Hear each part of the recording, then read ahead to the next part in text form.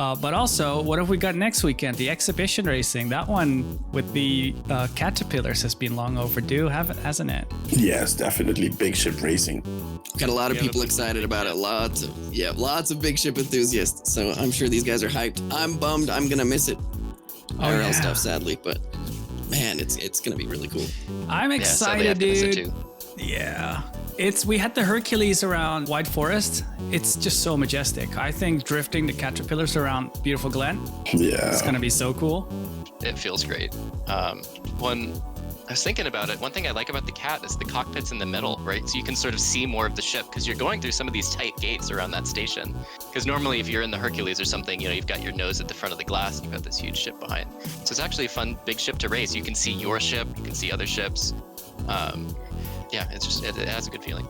To clarify, you're talking forward aft. It's in the middle.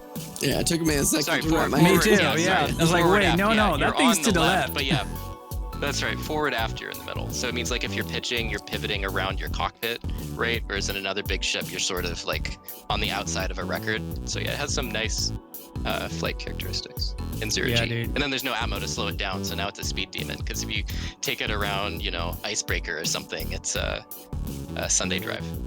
Did any of you guys get a chance to go test the Cat on the track? Steve, I don't remember if you were out there. I think Steve did. Oh, yeah. Gotcha. I'm imagining that it's going to be very much so. Like, say you take a P72 out to the same track, right? You kind of naturally get these markers of this is my max speed for this section. I'm going for this speed because I know I can brake. And I'm curious how that feels on the Cat because obviously you can get really high speed, but the time it's going to take you to slow down is going to be drastically higher than the P72. So if you don't get those markers, you're probably going to be pretty screwed. It's and like so Beautiful Glen Novice, I guess, sort of a diamond, right? So when you're coming around the sharp 90-degree turns, you've got to sort of turn in advance and line yourself up, right? Like the butt of your Cat needs to already be pointed into the turn when you're coming around that first landing pad. Another thing also, the Cat, so unlike a lot of ships, the Cat has the same lateral thrust as vertical thrust. So you can actually just drift it sideways and you're not sacrificing as much power as you might in something else that was pitch.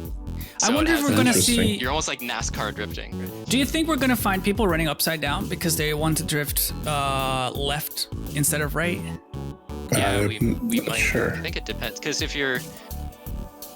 So see, the way I was running it, the cockpit was on the inside of the track and you're always turning left. Yeah, and I would... So I was able to, look out the left. Yeah, which way's upside down? There ain't none. Yeah, dude.